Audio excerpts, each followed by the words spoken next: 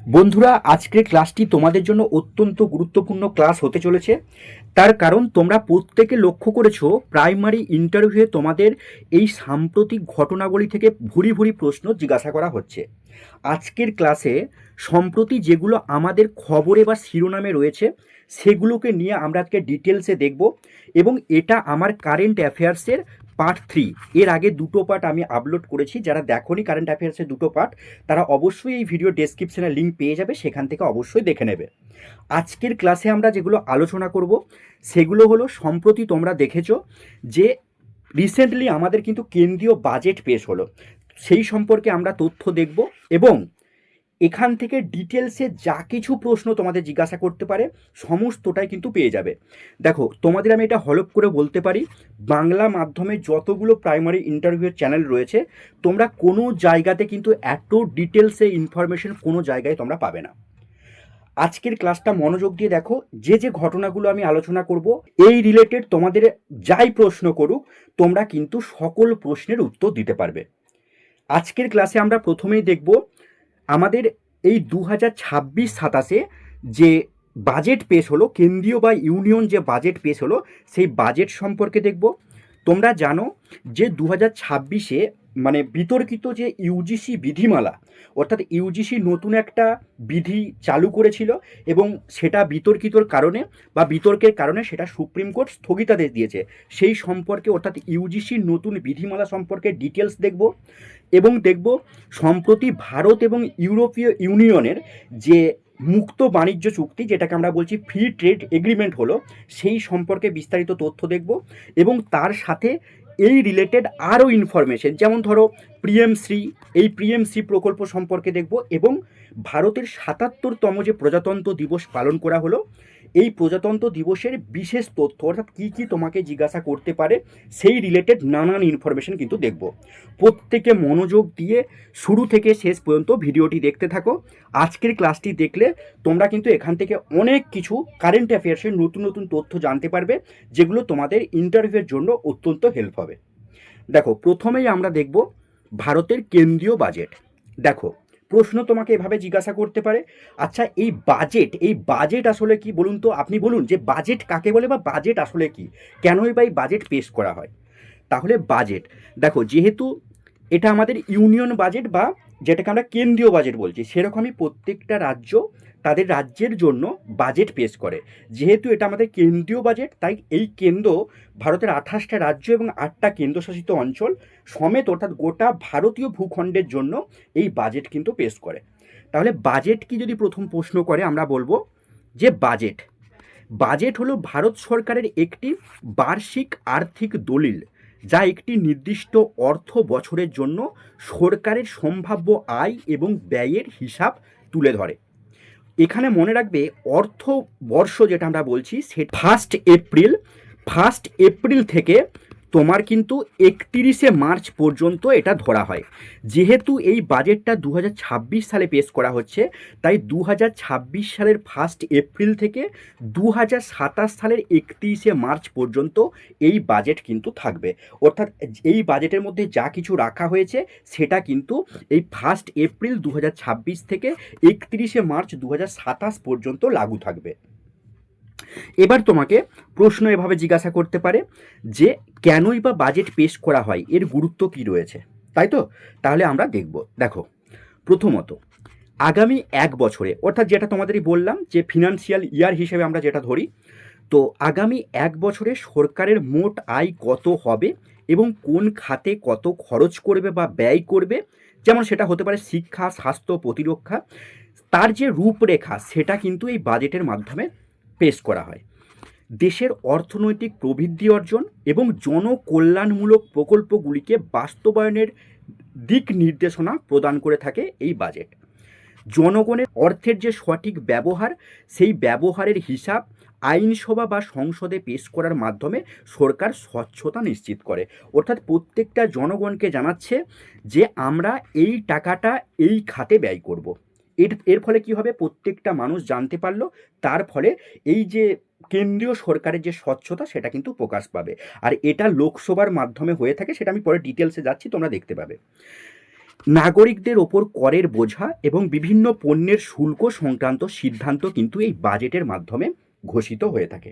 তাহলে প্রশ্ন যদি আমাদের জিজ্ঞাসা করে যে কেন বাজেট পেশ করা হয়, তখন তাহলে আমরা এই পয়েন্টগুলি কিন্তু মনে রাখবো বা এগুলোকে আমরা বলবো। এরপরে দেখো, কে কবে এবং কোথায় প্রত্যেক বছর বাজেট পেশ করেন। অত্যন্ত গুরুত্বপূর্ণ একটি জায়গা। মনে রাখবে, আমাদের ভারতের যিনি কেন্দ্রীয় অর্থমন্ত্রী বা ইউনিয়ন ফাইন্যান্স মিনিস্টার যিনি থাকেন, তিনি প্রত্যেক বছর বাজেট পেশ করেন। তাহলে প্রশ্ন যদি বলে কে বাজেট পেশ করেন, তাহলে আমরা বলবো ভারতের কেন্দ্রীয় অর্থমন্ত্রী বাজেট প্রত্যেক বছর পেশ করেন। মনে রাখবে, বর্তমানে ভারতের অর্থমন্ত্রী রয়েছেন নির্মলা সীতারমণ। তিনি 2026-27 অর্থবর্ষের কেন্দ্রীয় বাজেট পেশ করেছেন। 2017, এই যে প্রশ্নটা যে কবে থেকে বাজেট পেশ করা হয় বা কখন বাজেট পেশ করা হয়, আগে যে প্রশ্নটা তোমাদের করলাম যে কে কবে এবং কোথায় বাজেট পেশ করে, তাহলে কে আমি জানতে পারলাম। এরপরে দেখব যে কবে বাজেট পেশ করা হয়। দেখো, অত্যন্ত গুরুত্বপূর্ণ পয়েন্ট, ভালো করে পয়েন্টগুলো দেখো। 2017 সাল থেকে বাজেট প্রত্যেক বছর 1 ফেব্রুয়ারি সকাল 11টায় পেশ করা হয়ে থাকে। প্রথম যদি আমি দেখি বাজেট, যেটা কিন্তু ব্রিটিশ আমলে, অর্থাৎ ভারতের প্রথম বাজেট যদি বলি, তাহলে সেটা পেশ করা হয়েছিল 1860 সালের 7ই এপ্রিল। এটি পেশ করেছিলেন স্কটিশ অর্থনীতিবিদ এবং তৎকালীন ভারতের গভর্নর জেনারেলের কাউন্সিলের অর্থ সদস্য জেমস উইলসন। নামটি মনে রাখবে। প্রথম বাজেট পেশ করেন জেমস উইলসন কত সালে? 1860 সালে। এবার স্বাধীন ভারতের যদি প্রথম বাজেট বলা হয়, তাহলে আমরা বলবো 1947 সালের 26শে নভেম্বর প্রথম বাজেট পেশ করা হয়। এবং স্বাধীন ভারতের প্রথম বাজেট পেশ করেন অর্থমন্ত্রী, আমরা দেখলাম যে ভারতের যিনি অর্থমন্ত্রী থাকেন তিনি বাজেট পেশ করেন। আর প্রথম যিনি বাজেট পেশ করেছিলেন স্বাধীন ভারতের, আমাদের যিনি অর্থমন্ত্রী ছিলেন, তিনি হলেন আর কে শম্মুখম চেট্টি। তিনিই কিন্তু প্রথম স্বাধীন ভারতে বাজেট পেশ করেন।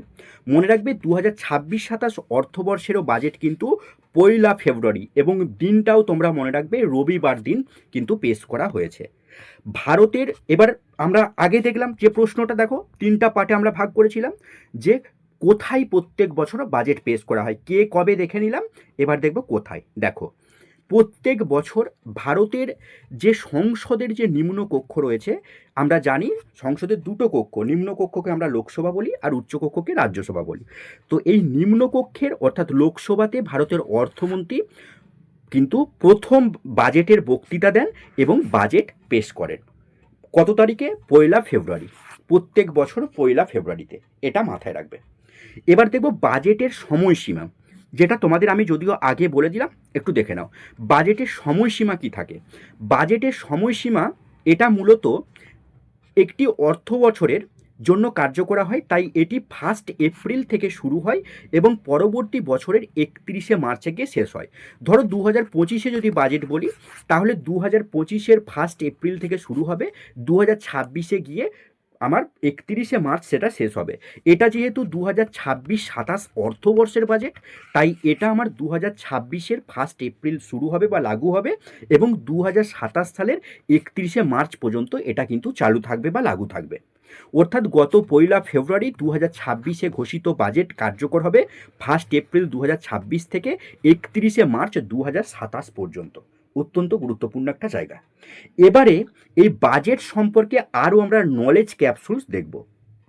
দেখো, সংবিধানের 112 নম্বর ধারা, এটা অত্যন্ত গুরুত্বপূর্ণ জায়গা, মনে রাখবে।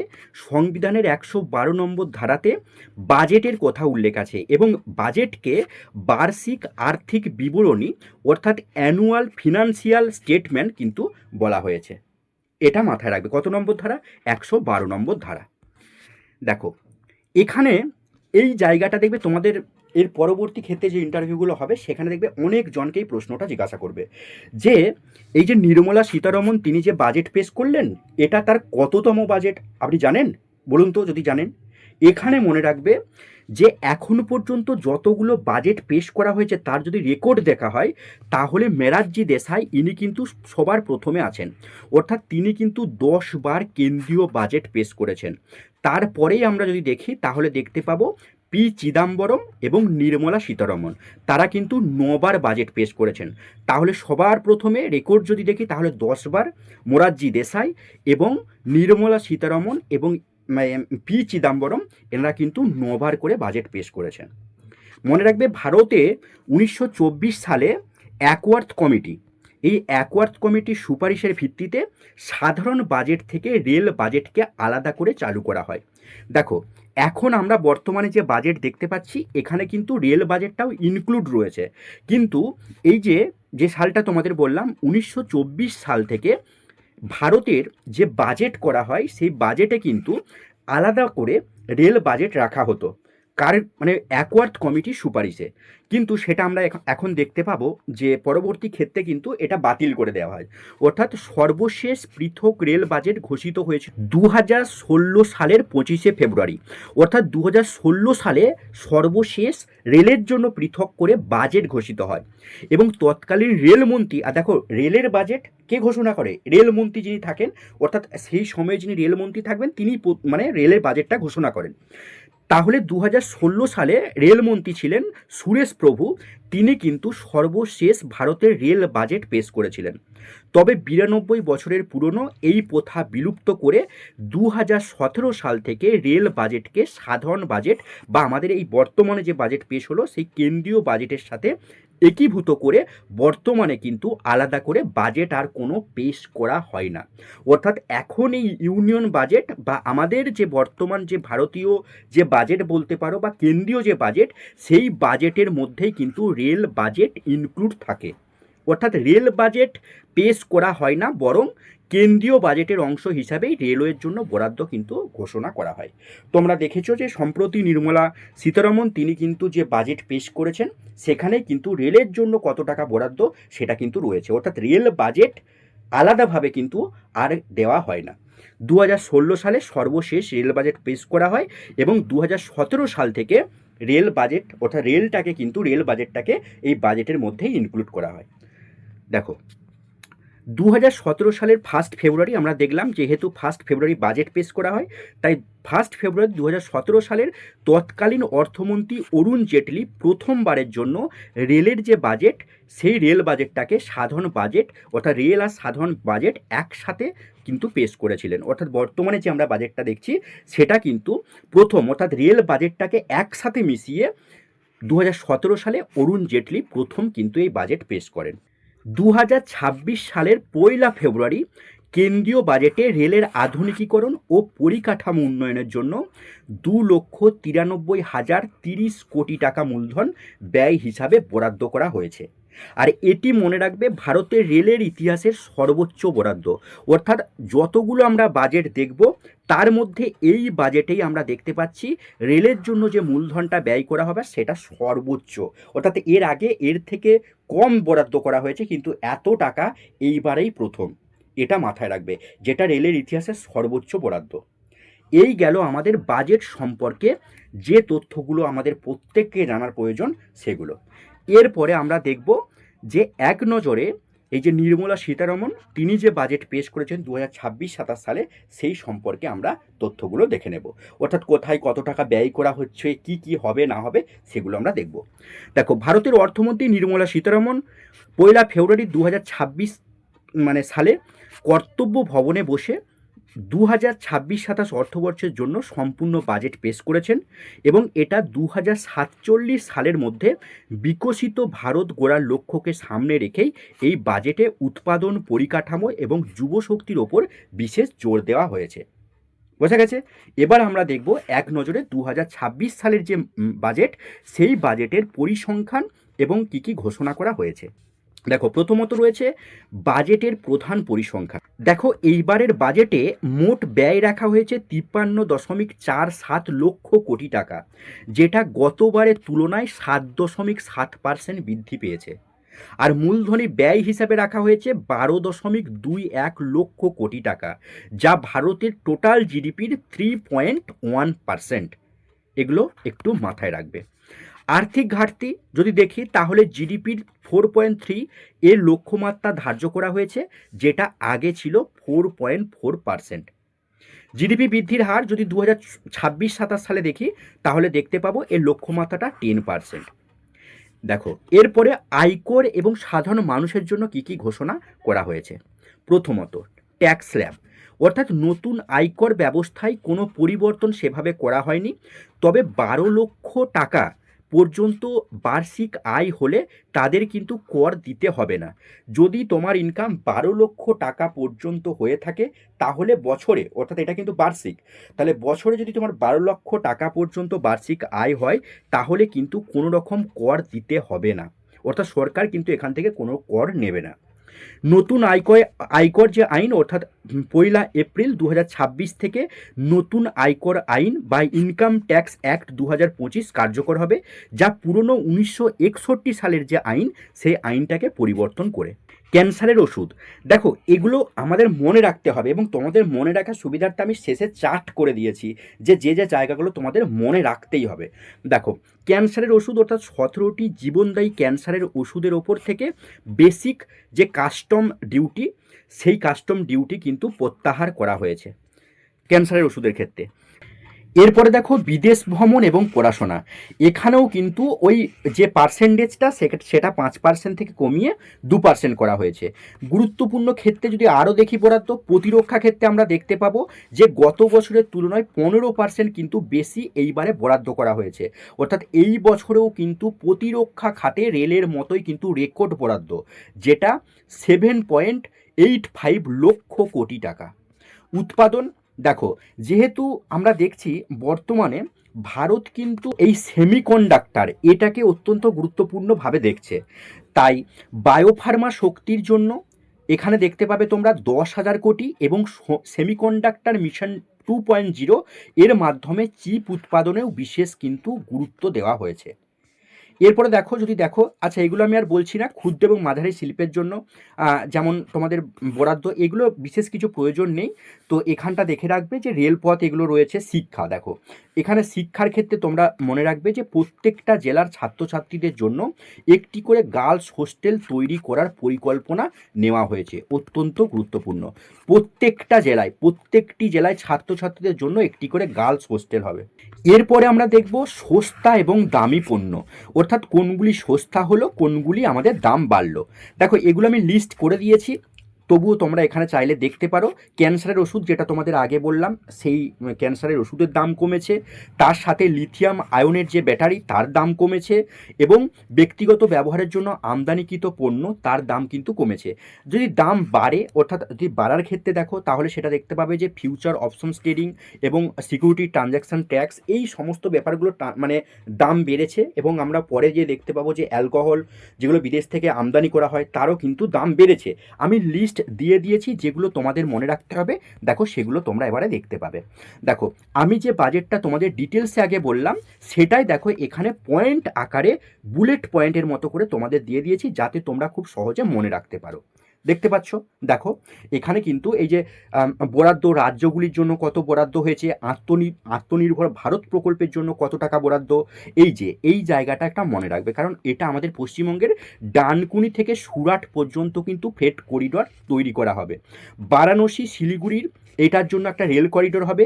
দুর্গাপুরের শিল্প করিডর হবে।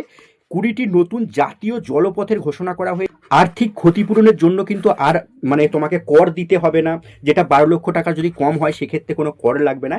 এই যে আগে যেগুলো তোমাদের বললাম সেগুলো এখানে রয়েছে। তার সাথে আমাদের পশ্চিমবঙ্গের যে জায়গাটা, বিশেষ করে ডানকুনি থেকে সুরাট পর্যন্ত এই freight corridor, Varanasi Siliguri rail corridor, দুর্গাপুরের শিল্প করিডর, এই 3টা জায়গা অত্যন্ত গুরুত্বপূর্ণ, এগুলো কিন্তু মনে রাখবে, এগুলো যেহেতু আমাদের পশ্চিমবঙ্গের জন্য। ঠিক আছে, চলো এগুলো তোমাদের রয়েছে, এগুলো পেয়ে যাবে তোমরা, আমি যখন পিডিএফটা দেবো তোমরা এগুলো পেয়ে যাবে।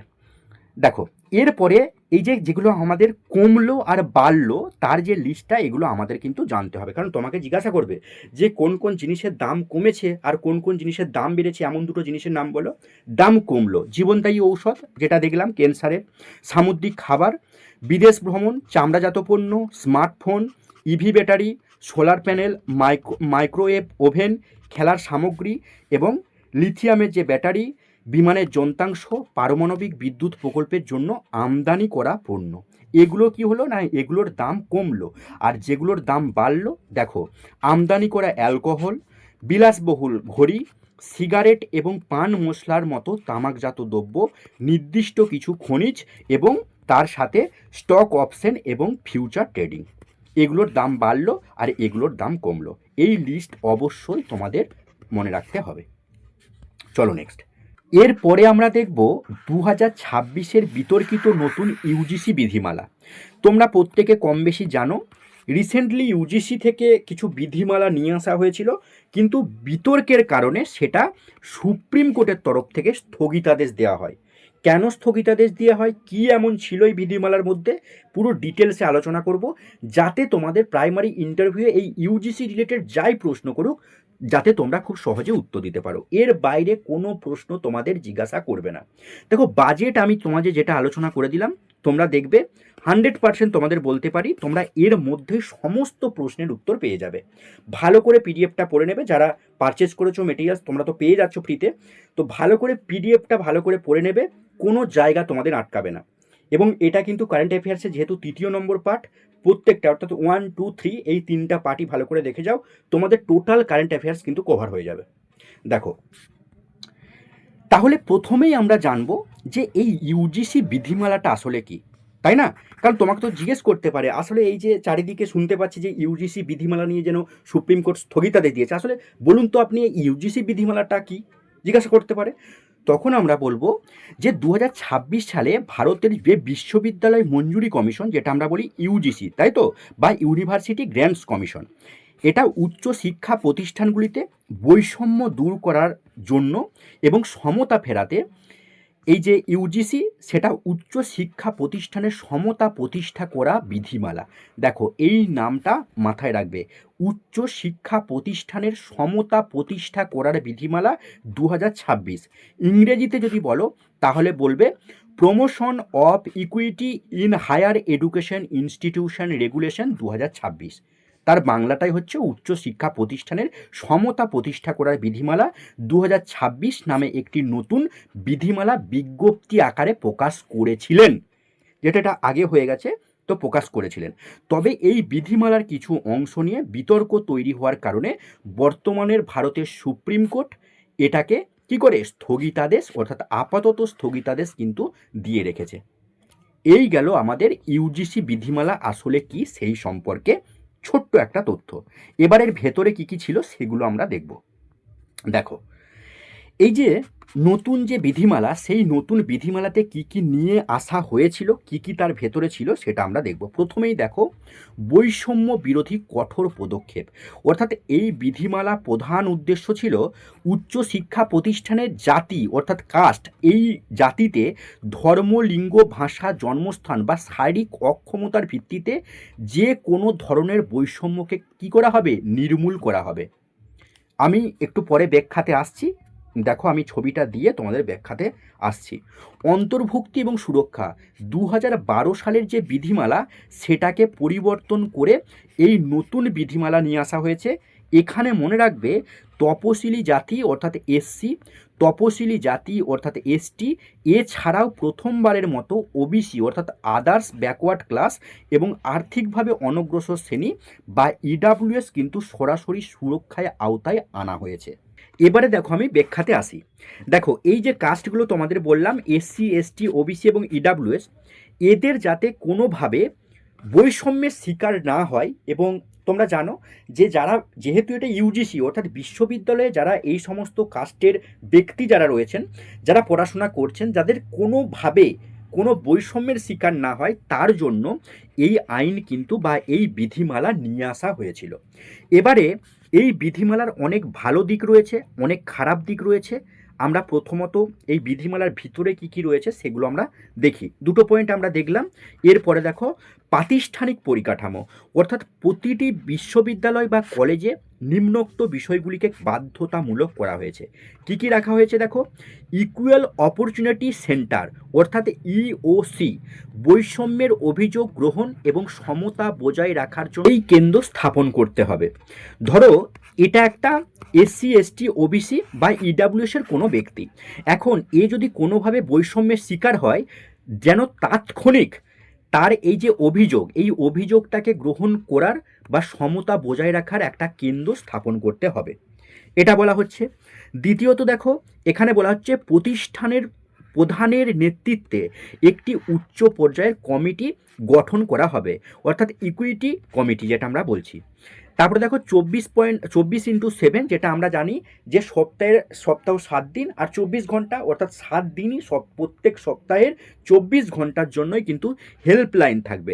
শিক্ষার্থীদের তাৎক্ষণিক সহায়তার জন্য সার্বক্ষণিক হেল্পলাইন ও অনলাইন পোর্টাল চালু রাখতে হবে। অর্থাৎ কোনো ব্যক্তি, এই যে SC ST OBC EWS যারা রয়েছে, কোনোভাবে যদি বৈষম্যের শিকার হয়, যাতে তারা সাথে সাথে অ্যাপিল করতে পারে যে আমার এই হয়েছে, তার জন্য কিন্তু একটা হেল্পলাইনের ব্যবস্থা থাকতে হবে এবং সেটা যেন অনলাইনেও মানে কাজটা করতে পারে তারা। এবার দেখো নির্ধারিত সময়সীমা, অর্থাৎ অভিযোগ পাওয়ার পর একটি নির্দিষ্ট সময়ের মধ্যে তার সমাধান করা বাধ্যতামূলক। এটা কিন্তু বাধ্যতামূলক। অর্থাৎ এই যে আমি যদি বলি এই ব্যক্তিটি হয়তো এসসি, তো এ বৈষম্যের শিকার হয়েছে, তাহলে দেখা গেল যে 10 দিনের মধ্যেই কিন্তু এই কেন বৈষম্যের শিকার হয়েছে, এর কারণে বা এর পিছনে কে রয়েছে, কিসের জন্য কি, তার এই যে ব্যাপারগুলো, অর্থাৎ তদন্ত কিন্তু একটা নির্দিষ্ট সময়ের মধ্যে মানে সমাধান করা বাধ্যতামূলক।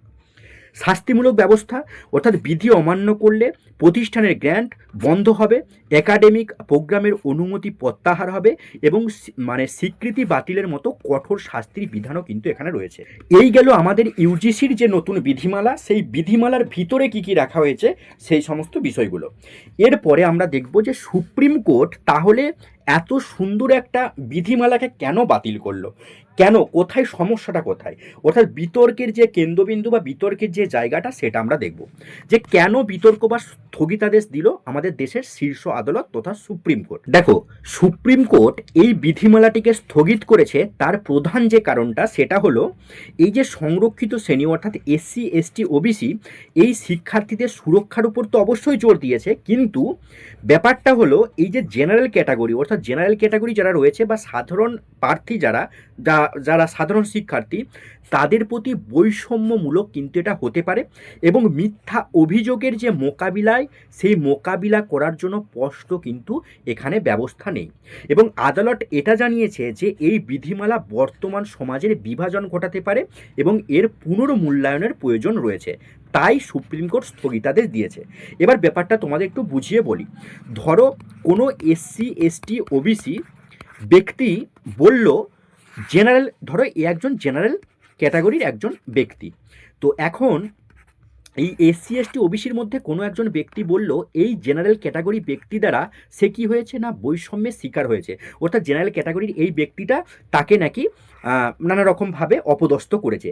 এখন আদেও এই জেনারেল ক্যাটাগরির ব্যক্তিটা তাকে অপদস্থ করলো কি না বা সে সত্যি বলছে কি না, অর্থাৎ এই যে SC বা ST বা OBC এই যে ব্যক্তিটি সত্য বলছে কি না, এই যে তদন্তের যে জায়গাটা সেটা কিন্তু এই যে বিধিমালা সেখানে নেই।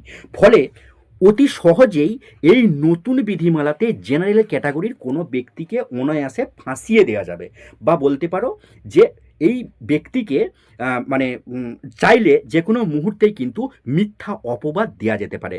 দেখো এখানে বলেই দেওয়া হয়েছে যে মিথ্যা অভিযোগ কিন্তু এখানে মোকাবিলার স্পষ্ট মানে ব্যবস্থা নেই। অর্থাৎ এই জেনারেল ছেলেটির প্রতি যদি এই ব্যক্তিটির রাগ থাকে বা ক্ষোভ থাকে, তাহলে সে কিন্তু খুব সহজেই এই জেনারেল ব্যক্তিটাকে কি করতে পারবে না মিথ্যা অপবাদে ফাঁসিয়ে দিতে পারবে। তাই এই মানে যে নতুন বিধি সেই বিধিটিকে সুপ্রিম কোর্টের তরফ থেকে বর্তমানে স্থগিতাদেশ দিয়েছে এবং এর পুনর্মূল্যায়নের প্রয়োজন আছে বলে মনে করেছে। এবারে কি কি কারণে সুপ্রিম কোর্ট স্থগিতাদেশ দিয়েছে সেগুলো আমরা পরপর দেখব। প্রথমত, অস্পষ্টতা এবং অপব্যবহারের আশঙ্কা, যেটা তোমাদের বললাম। প্রধান বিচারপতি, যেহেতু এই যে নতুন বিধিমালা এটা কিন্তু সুপ্রিম কোর্টের প্রধান বিচারপতি সূর্যকান্ত এবং বিচারপতি জয়মাল্য বাগচির বেঞ্চে কিন্তু এটা সলভ হয়েছে, কেসটা উঠেছিল। তো সেই কারণের জন্য প্রধান বিচারপতি সূর্যকান্ত এবং বিচারপতি জয়মাল্য বাগচির বেঞ্চে পর্যবেক্ষণ করেছেন, অর্থাৎ তারা পর্যবেক্ষণ করেছেন যে নতুন নিয়মে অনেক বিধান অস্পষ্ট এবং এগুলি ব্যক্তিগত প্রতিহিংসা মেটাতে অপব্যবহার করা হতে পারে। যেটা তোমাদের বললাম, এই ব্যক্তিটার বিরুদ্ধে আমার অনেক ক্ষোভ রয়েছে, আমি চাইলে একে ফাঁসিয়ে দিতে পারবো। তাই এখানে জেনারেল ক্যাটাগরির কোনো শিক্ষার্থীর বিপদ হওয়ার একটা কিন্তু সংশয় রয়েছে। সাধারণ বিভাগের প্রতি বৈষম্য। দেখো, সাধারণ বিভাগের প্রতি বৈষম্য আদালতের মতে এই আইনে এই যে যেহেতু তোমাদের বললাম যে এটাও কিন্তু একটা আইন বা বিধি যেহেতু বলছি, তাই এই আইনের 3-1 যে সি, সেই ধারায় জাতিভিত্তিক বৈষম্য বলতে শুধুমাত্র এসসি, এসটি এবং ওবিসি এই 3টি কাস্টকেই রাখা হয়েছে। এই যে সম্প্রদায়ের বিরুদ্ধে বৈষম্য সেটাকে কিন্তু পরিষ্কারভাবে এই অ্যাক্টে তুলে ধরা হচ্ছে, এবং এর ফলে সাধারণ বা জেনারেল ক্যাটাগরি যারা রয়েছে তারা কিন্তু সুরক্ষা কবচ এমনিতেও পাচ্ছে না, জেনারেল বর্তমানে কোনো সুরক্ষা কবচ পায় না, এবং এর ফলে কিন্তু আরও তারা নিচের দিকে নেমে যাচ্ছে, যা সংবিধানের 14 নম্বর অনুচ্ছেদে অর্থাৎ সাম্যের অধিকার, এই সাম্যের অধিকারের কিন্তু বিরোধী হতে পারে, অর্থাৎ সকলের জন্য যে সমান অধিকার সেটার কিন্তু বিরুদ্ধ হতে পারে। সেটা সুপ্রিম কোর্ট দেখেছে, তাই স্থগিতাদেশ দিয়েছে। সামাজিক বিভাজনের ভয়, অর্থাৎ আদালত মনে করছেন যে এই নিয়মের কিছু অংশ ক্যাম্পাসের ঐক্য নষ্ট করতে পারে এবং সমাজের বিভাজন সৃষ্টি করতে পারে। স্বাভাবিক ব্যাপার। তো এই কারণে তোমার সুপ্রিম কোর্টের তরফ থেকে এটা আপাতত স্থগিতাদেশ দিয়েছে। বোঝা গেছে? মূলত এই যে নানা রকম প্রতিহিংসার কারণে আমি যদি চাই একে ফাঁসি দিতে পারি, অর্থাৎ এই আইনটা তৈরি করে দেওয়া হয়েছে, কিন্তু এই আইনের যে মূল যে জায়গাগুলো, অর্থাৎ আদেও এই ব্যক্তিরা সঠিক কথা বলছে কিনা বা ফাঁসাবার চেষ্টা করছে কিনা বা মিথ্যা অভিযোগ দেওয়ার চেষ্টা করছে কিনা, সেই জায়গাগুলোকে মোকাবিলা করার জন্য বা সেগুলো তদন্ত করার জন্য যে সেই জায়গাগুলো কিন্তু এই আইনের মধ্যে নেই।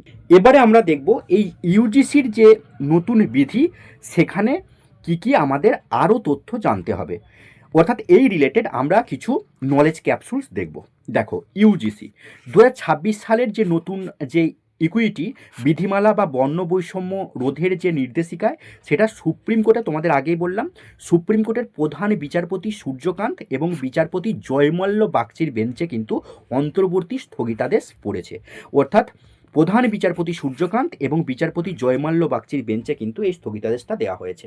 এই 2026 সালের 5ই ফেব্রুয়ারি অনুযায়ী ভারতের বিশ্ববিদ্যালয় মঞ্জুরি কমিশনের চেয়ারম্যান, অর্থাৎ যিনি কিন্তু বর্তমানে কিন্তু ভারপ্রাপ্ত যিনি চেয়ারম্যান রয়েছেন, তিনি হলেন বিনীত যোশী। নামটা অত্যন্ত গুরুত্বপূর্ণ, এটা তোমাদের জিজ্ঞেস করবেই করবে 100%।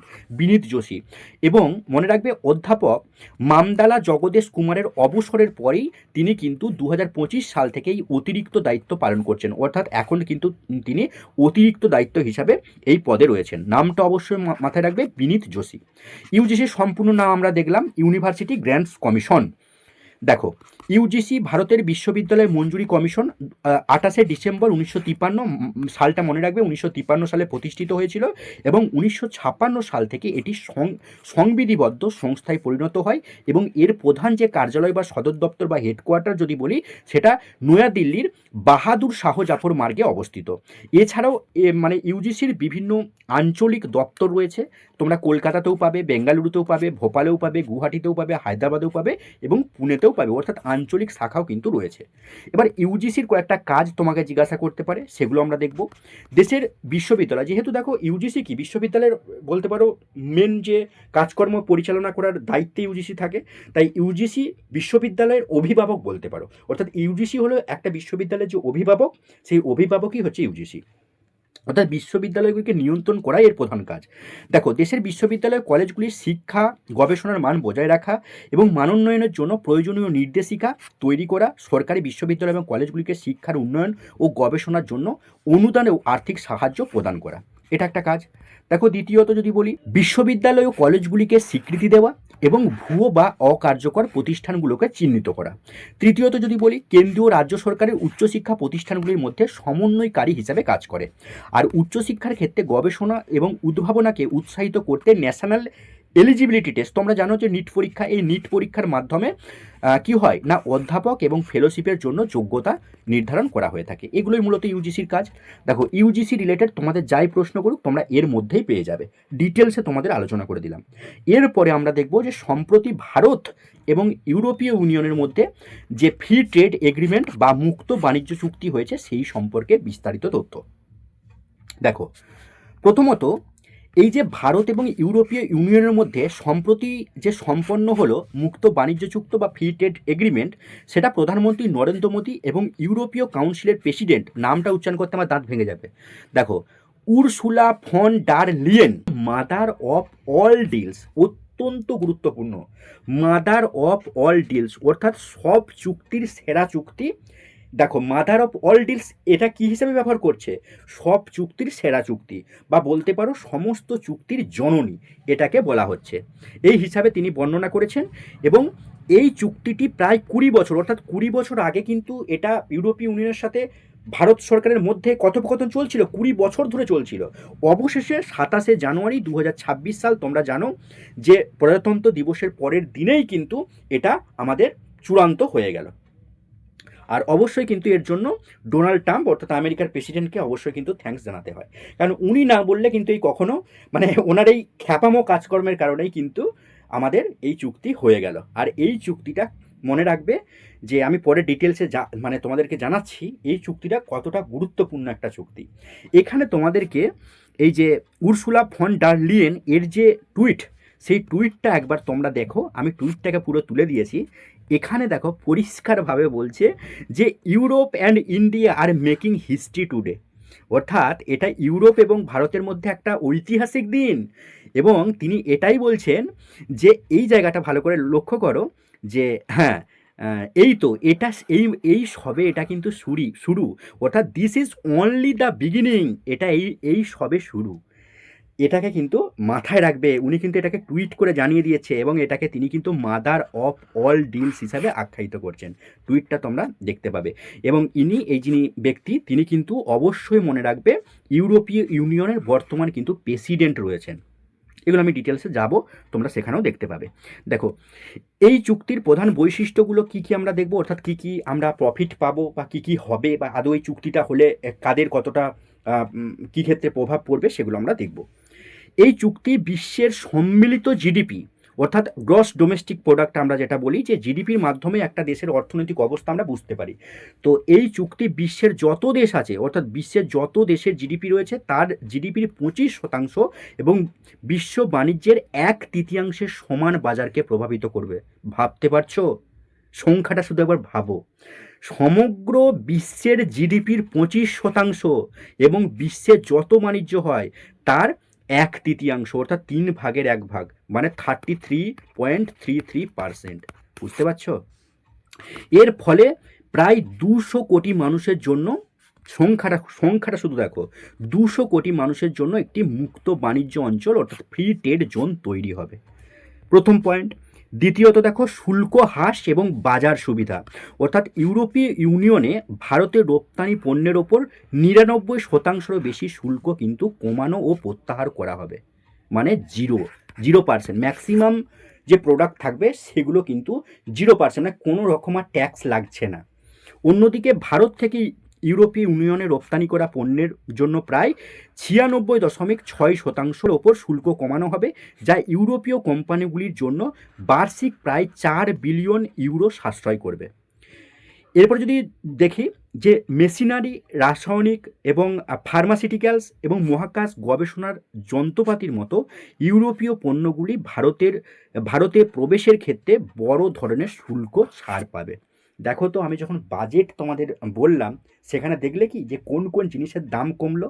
সেখানে দেখবে এই যে বিভিন্ন যে যন্ত্রপাতি, অর্থাৎ মহাকাশ সামগ্রিক যে সমস্ত যন্ত্রপাতিগুলো, সেগুলো দেখো কিন্তু দাম কমেছে। দেখতে পাচ্ছ? সমস্তটাই কিন্তু ভাবনা চিন্তা করে করা হয়। এরপরে দেখব লাভবান ভারতীয় খাতসমূহ, অর্থাৎ এই চুক্তির ফলে ভারতের বেশ কিছু গুরুত্বপূর্ণ খাত বিশেষভাবে উপকৃত হবে। প্রথমেই থাকবে যেটা, সেটা হচ্ছে টেক্সটাইল ও বস্ত্রশিল্প। দেখো, বাংলাদেশের যেটুকু, মানে ওদের জিডিপির মেন অংশটাই টেক্সটাইল বা বস্ত্রশিল্পে আসতো, কিন্তু ওটাও তারা শেষ করে দিল। তার ফলে ওটা কিন্তু শিফট করে আমাদের ইন্ডিয়াতে আসছে এবার। অর্থাৎ আগেই ইন্ডিয়াতে ছিল, কিন্তু ওটা ওদের ধ্বংস হয়ে গেল, এবার কিন্তু ইন্ডিয়া এখানে রাজ করবে। টেক্সটাইল ও বস্ত্রশিল্প, রত্ন অলঙ্কার, চামড়াজাত পণ্য, পাট শিল্প, এই সমস্ত নানান খাতে কিন্তু গুরুত্বপূর্ণ লাভবান হবে ভারতের এই সমস্ত খাতগুলো। এবং কৌশলগত গুরুত্ব যদি দেখি তাহলে দেখতে পাবো ভূ রাজনৈতিক স্থিতিশীলতা, অর্থাৎ বৈশ্বিক অস্থিরতার মধ্যে এই চুক্তিকে একটি স্থিতিশীল বাণিজ্যিক করিডোর হিসেবে দেখা হচ্ছে, যা সরবরাহ ব্যবস্থাকে আরও শক্তিশালী করবে, প্রতিরক্ষা এবং নিরাপত্তা অর্থাৎ বাণিজ্য ছাড়াও এই চুক্তির মধ্যে থাকছে সামরিক ক্ষেত্র, সাইবার হামলার প্রতিরোধ এবং সমুদ্র নিরাপত্তা।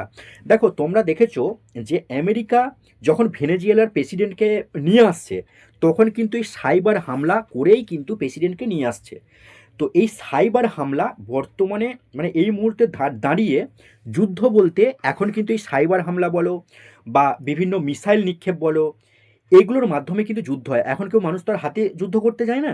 তো দুই দেশের মধ্যে সামরিক ক্ষেত্র অর্থাৎ এই চুক্তিটার ফলে শুধুমাত্র যে মানে বাণিজ্যের দিকটাই লাভবান হয় এমনটা নয়, দুটো দেশের মধ্যে সামরিক ক্ষেত্র, সাইবার হামলার প্রতিরোধ এবং সমুদ্র নিরাপত্তা, এই দুটো মানে এই সমস্ত দিকগুলো দুটো দেশ একে অপরকে সাহায্য করবে এবং টেকনোলজিও শেয়ার হবে, সেটাই বলা হচ্ছে। প্রধানমন্ত্রী মোদী এই চুক্তিকে দুই বৃহত্তম অর্থনীতির মধ্যে সহযোগিতার একটি অনন্য উদাহরণ এবং দুই অঞ্চলের সমৃদ্ধির একটি ব্লু প্রিন্ট হিসাবে অভিহিত করেছেন। আগামী 2030 সালের মধ্যে ভারত ও ইউরোপীয় ইউনিয়নের মধ্যে বাণিজ্যের পরিমাণ প্রায় $200 বিলিয়ন পৌঁছানোর লক্ষ্য নিয়ে নির্ধারণ করা হয়েছে। বুঝতে পারলে? তাহলে ফ্রি ট্রেড এগ্রিমেন্টের পুরো ডিটেলস তথ্য আমি তোমাদেরকে দিলাম। এবারে এই যে মুক্ত বাণিজ্য চুক্তি অর্থাৎ ফ্রি ট্রেড এগ্রিমেন্ট এই যে ইউরোপীয় ইউনিয়নের সাথে ভারতের হচ্ছে, এর ফলে ভারতে যে সমস্ত পণ্যগুলি অর্থাৎ ভারতে সস্তা হবে কী কী ইউরোপীয় পণ্য, সেগুলোর তালিকা আমরা দেখব। দেখো, এখানেতে মনে রাখবে ওয়াইন, এগুলো দেখো আগে যেটা ছিল আর বর্তমানে যেটা হতে পারে। ওয়াইন, বিয়ার, অলিভ অয়েল, মার্জারিন, ভোজ্য তেল, ফলের রস, অ্যালকোহল, বিয়ার, তো এগুলো কিন্তু আস্তে আস্তে দেখতে পাচ্ছি যে এর শুল্কটা কিন্তু কমে যাচ্ছে, আর এগুলো প্রত্যেকটা কিন্তু শতাংশে। দেখো লিস্টটা আমি দিয়ে রেখেছি, তোমরা এগুলো দেখে নাও। তো এরকম অনেক রয়েছে, এগুলো কিন্তু আমাদের আস্তে আস্তে ভারতে কিন্তু এই ইউরোপীয় পণ্যগুলোর দাম কিন্তু কমে যাবে, অর্থাৎ শুল্ক কম লাগছে, তাই না? তার ফলে কি হবে, রপ্তানি যে খরচাটা, সেই রপ্তানি খরচাটা অনেকটা কমে যাবে। এরপরে দেখো, এই যে আমি তোমাদের এই মাদার অফ অল ডিলস অর্থাৎ ইউরোপীয় ইউনিয়নের সাথে ভারতের যে মুক্ত বাণিজ্য চুক্তি যতটা আমি তোমাদের বললাম, সেগুলোই তোমরা এখানে বুলেট পয়েন্ট আকারে পরপর দেখতে পাবে যে কী কী সুবিধা পাবে, কী কী থাকছে, কী কী শুল্ক থাকছে, কী কী শুল্ক উঠে যাচ্ছে, কোন কোন জিনিসের ওপর কত শতাংশ শুল্ক থাকছে, মানে কত টাকা কি হচ্ছে, এই ব্যাপারগুলো ডিটেলসে এখানে রয়েছে। তোমরা জাস্ট একবার দেখে নাও, এগুলো আমি আর বলছি না, বললে অনেকটা লেন্দি হয়ে যাবে। ঠিক আছে? তো এবার দেখো, আমরা এই সম্পর্কিত কিছু নলেজ ক্যাপসুলস দেখব, অত্যন্ত গুরুত্বপূর্ণ জায়গা, এগুলো প্রত্যেকে মন দিয়ে দেখো। ভারতের ৭৭তম, মনে রাখবে 2026 সালের যে প্রজাতন্ত্র দিবস, সেটা ৭৭তম। 1950 সালের কি হয়, 26শে জানুয়ারি প্রথম প্রজাতন্ত্র দিবস পালন করা হয়। তাহলে 1950 থেকে 2026 যদি দেখো, তাহলে দেখতে হবে 1950কে ধরে 2026 পর্যন্ত 77তম প্রজাতন্ত্র দিবস কিন্তু এবার পালিত হলো। এবং এই অনুষ্ঠানের প্রধান অতিথি হিসাবে ছিলেন ইউরোপীয় ইউনিয়নের president Antonio Luis Santos da Costa এবং ইউরোপীয় ইউনিয়নের president Ursula von der Leyen, যেটা তোমাদের আমি আগে দেখালাম বা বললাম। দেখো, ইউরোপীয় ইউনিয়নের প্রতিষ্ঠা যদি আমরা দেখি, তাহলে দেখতে পাবো 1993 সালে, এবং এটা কিন্তু ম্যাস্ট্রিচ চুক্তির মাধ্যমে কার্যকর করা হয়। ইউরোপীয় ইউনিয়নের যদি সদর দপ্তর বা যদি হেডকোয়ার্টার দেখি, সেটা অবস্থিত বেলজিয়ামের ব্রাসেলসে, অর্থাৎ বেলজিয়ামের রাজধানী ব্রাসেলস, সেই ব্রাসেলসে অবস্থিত। 2026 সালের 5ই ফেব্রুয়ারি, অর্থাৎ আমি যখন তোমাদের ভিডিওটা পাবলিশ করছি সেই ডেট অনুযায়ী, ইউরোপীয় ইউনিয়নের মোট সদস্য দেশ 27টি। মনে রাখবে, মোট সদস্য দেশ কটি?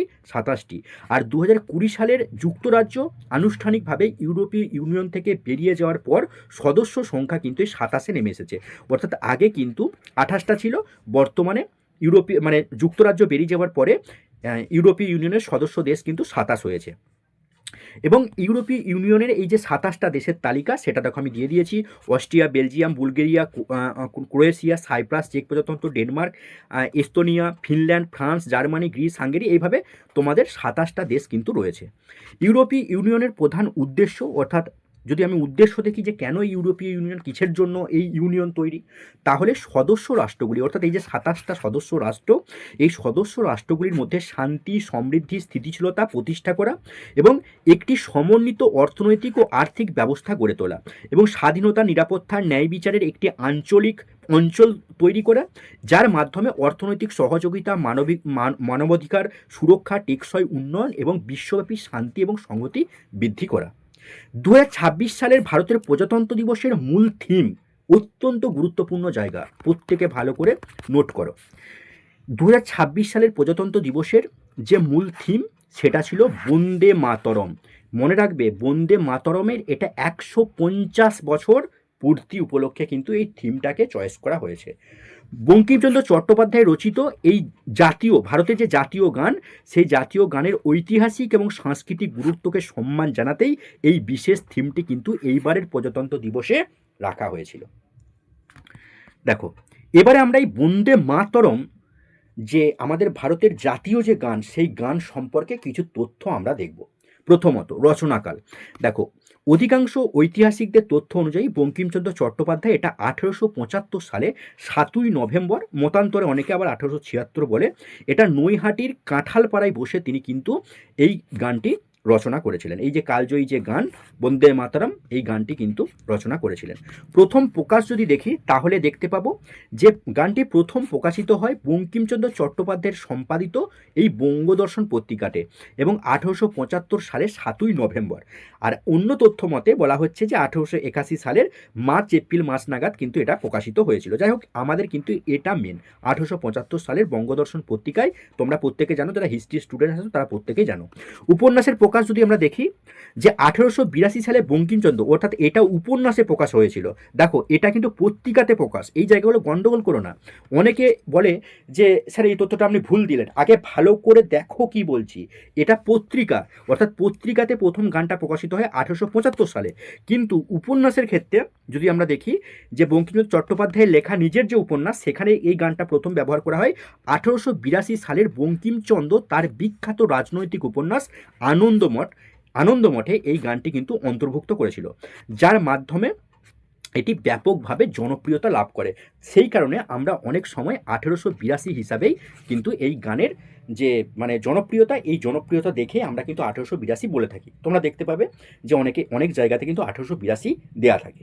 তো মনে রাখবে যে বঙ্কিমচন্দ্র চট্টোপাধ্যায়ের এই বন্দে মাতরম গানটি প্রথম যদি প্রকাশ পত্রিকাতে বলে তাহলে 1875, ভালো করে জায়গাগুলো দেখবে। আর উপন্যাসের ক্ষেত্রে 1882। আর ভারত সরকার এটাকে জাতীয় গান হিসাবে গ্রহণ করেছিল 1950 সালের 24শে জানুয়ারি। অর্থাৎ 1950 সালের 24শে জানুয়ারি বঙ্কিমচন্দ্র চট্টোপাধ্যায় রচিত বন্দে মাতরম গানটিকে ভারতের জাতীয় গান, অর্থাৎ ন্যাশনাল সংস, এই জায়গাটা অনেকে গন্ডগোল করো। দেখো, ইংরেজিতে যখন তুমি ন্যাশনাল অ্যানথেম বলছো তখন কিন্তু জাতীয় সঙ্গীত, দেখো অ্যানথেম এটা ইংরেজিতে, তুমি যখন অ্যানথেম বলছো সেটাকে বাংলায় ট্রান্সলেট করলে তুমি দেখতে পাবে তথ্য হয়ে যাচ্ছে। তো অনেক ব্যাপার রয়েছে এগুলো নিয়ে। তো জাতীয় গান বা ন্যাশনাল সং, ইংরেজিতে আমি বলবো যে ন্যাশনাল সং বা জাতীয় গান যদি বলি তাহলে সেটা আমাদের কি এই বন্দে মাতরম। আর যদি জাতীয় স্তোত্র বলি সেক্ষেত্রে আমরা বলবো যে জনগণ মন অধি। আবার অনেক ক্ষেত্রে জাতীয় গান হিসাবে জনগণ মন অধিকে বলা হয়, আবার জাতীয় স্তোত্র হিসাবে কিন্তু এই আমাদের বন্দে মাতরমকে বলা হয়। এগুলো নিয়ে বিতর্ক রয়েছে, জাস্ট ইংলিশ টার্মগুলো কিন্তু ইউজ করবে, কারণ ইংলিশ টার্মগুলো বললে কোনো অসুবিধা হবে না। অ্যানথেম যদি বলা হয় তাহলে তোমরা দেখতে পাবে অ্যানথেমের যদি বাংলা দেখো তাহলে দেখতে পাবে যে সেটা স্তোত্র হয়। অর্থাৎ জাতীয় স্তোত্র যদি বলি তাহলে হচ্ছে আমাদের জনগণ মন অধিনায়ক। আর যদি বলা হয় ন্যাশনাল সং, অর্থাৎ ইংরেজিতে যদি এটাকে তুমি বাংলা থেকে ট্রান্সলেট করো, ইংরেজি থেকে বাংলাতে, তাহলে দেখবে জাতীয় গান, সেটা কিন্তু আমাদের এই বন্দে মাতরম। তো আমাদের মূলত ইংরেজি, অনেক ক্ষেত্রে আমাদের ইংরেজিকে নিয়ে কাজ চালাতে হয়, কারণ বাংলা নিয়ে গণ্ডগোল হয়ে যায়। তো সেই কারণের জন্য আমরা বলবো যে ন্যাশনাল সং বা জাতীয় গান আনুষ্ঠানিকভাবে কিন্তু এটা 1950 সালের 24শে জানুয়ারি ভারত সরকার গ্রহণ করে। ঠিক আছে, চলো নেক্সট দেখো। 2026 সালের এই 77তম প্রজাতন্ত্র দিবসের প্যারেডের দিল্লির কর্তব্য পথে মোট 30টি ট্যাবলো প্রদর্শিত হয়েছিল। এর মধ্যে 17টি ট্যাবলো ছিল বিভিন্ন রাজ্য এবং কেন্দ্রশাসিত অঞ্চল থেকে, আর 13টি ছিল কেন্দ্রীয় মন্ত্রক এবং বিভিন্ন বিভাগের। ভারতের এই যে অত্যন্ত গুরুত্বপূর্ণ জায়গা, মোস্ট ইম্পর্টেন্ট, এই তথ্য তোমরা কোনো জায়গায় পাবে না। দেখো তো, যারা কোচিং নিচ্ছ তোমরা নিজেরা বলো তো, যদি কোনো কোচিং সেন্টারে তোমরা যদি পড়ে থাকো যে সত্যি এই তথ্যগুলো তোমরা জানো কিনা বা তোমাদের কেউ দিয়েছে কিনা কোচিং সেন্টার থেকে। দেখো, ভারতের বিদ্যালয় শিক্ষা ও সাক্ষরতা মন্ত্রকের ট্যাবলোর যে মূল বিষয়বস্তু, সেই বিষয়বস্তু যে থিমটা সেটা কিন্তু ছিল, অর্থাৎ এইবারের জাতীয় শিক্ষানীতি 2020। কতটা গুরুত্বপূর্ণ জায়গা বুঝতে পারছো? যারা ইন্টারভিউ নেয় তারা কিন্তু এগুলোতে সব কিছুতে আপ টু ডেট, মাথায় রাখবে। তারা কিন্তু খবর বলো, বর্তমানে কী কী শিরোনামে থাকছে তাদেরকে কিন্তু দেখতে হয় এবং তারা দেখেনও।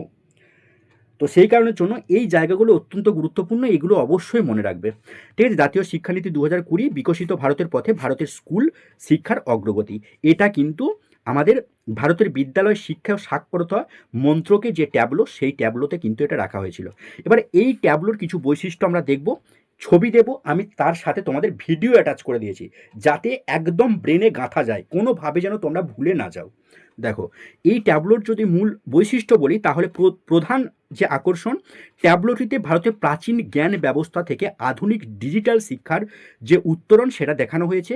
এর সম্মুখভাবে গণিতবিদ আর্যভট্টের মূর্তি রয়েছে এবং ট্যাবলোর মাঝখানে পিএম শ্রী স্কুলের গেট প্রদর্শিত হয়েছে। পিএম শ্রী কি, সেটা আমি পরে তোমাদের জানাচ্ছি।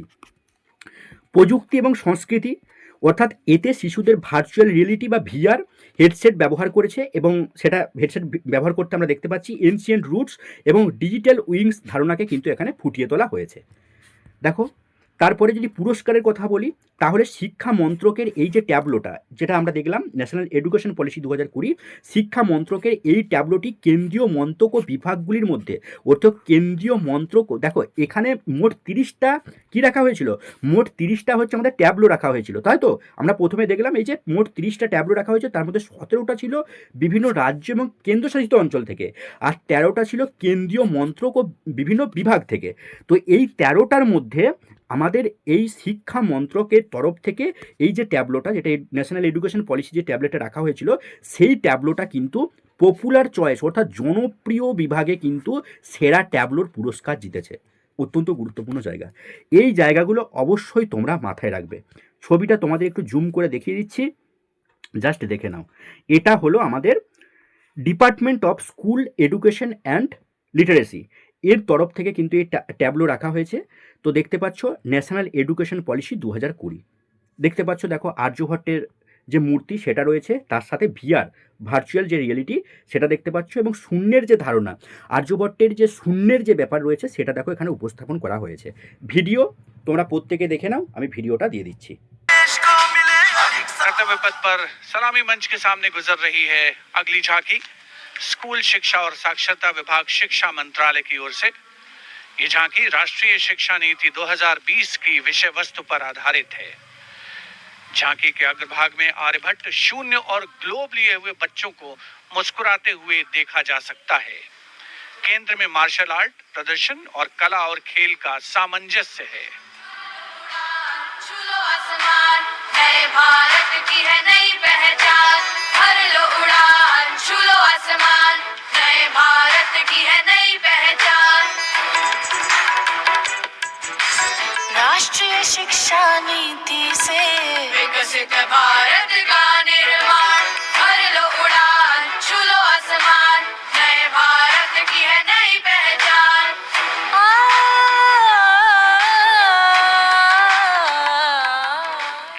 এরপরে দেখো 2026 সালের 77তম প্রজাতন্ত্র দিবসের প্যারেডে পশ্চিমবঙ্গের তরফ থেকে ট্যাবলো থিম রাখা হয়েছিল স্বাধীনতা আন্দোলনে বাংলা, অর্থাৎ এই 30টা টোটাল ট্যাবলোর মধ্যে 17টা রাখা হয়েছিল বিভিন্ন রাজ্য থেকে, আর 13টা রাখা হয়েছিল বিভিন্ন বিভাগ, কেন্দ্রীয় সরকারের বিভিন্ন দপ্তর থেকে।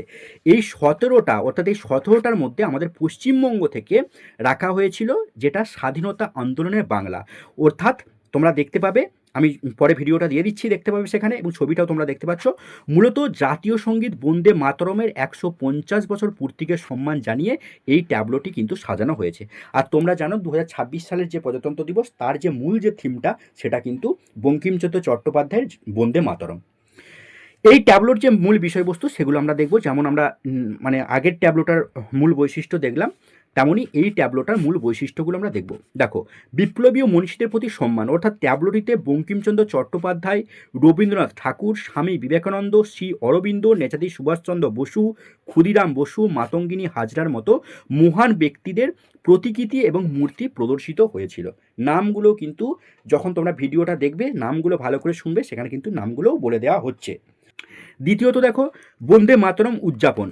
বন্দে মাতরম গানটি কিভাবে ভারতের স্বাধীনতা সংগ্রামীদের উদ্বুদ্ধ করেছিল এবং ভারতের সাংস্কৃতিক এবং বুদ্ধিবৃত্তিক জাগরণে বাংলা কী ভূমিকায় ছিল, এই ট্যাবলোর মাধ্যমে সেটা তুলে ধরা হয়েছে। ঐতিহাসিক ও সংস্কৃতি, ভারতের স্বাধীনতা সংগ্রামের ইতিহাসের পাশাপাশি বাংলার সমৃদ্ধ হস্তশিল্প এবং লোকনৃত্য কিন্তু এই ট্যাবলোর শোভাযাত্রার মধ্যে রয়েছে। দেখো তোমরা প্রত্যেকে এই আমাদের পশ্চিমবঙ্গের তরফ থেকে যে ট্যাবলোটি রাখা হয়েছে, অর্থাৎ স্বাধীনতা আন্দোলনের বাংলা, এই স্বাধীনতা আন্দোলনের বাংলার ট্যাবলোর যে ভিডিওটি তোমরা প্রত্যেকে দেখে নাও। And now West Bengal presents Swatantrata Ka Mantra Vande Mataram, a powerful narrative of state's seminal role in our freedom struggle, depicting cultural and intellectual awakening through Swami Vivekananda, Sri Aurobindo, Rabindranath Tagore, Netaji, Subhash Chandra Bose, Khudiram Bose, and Mantagini Hazra.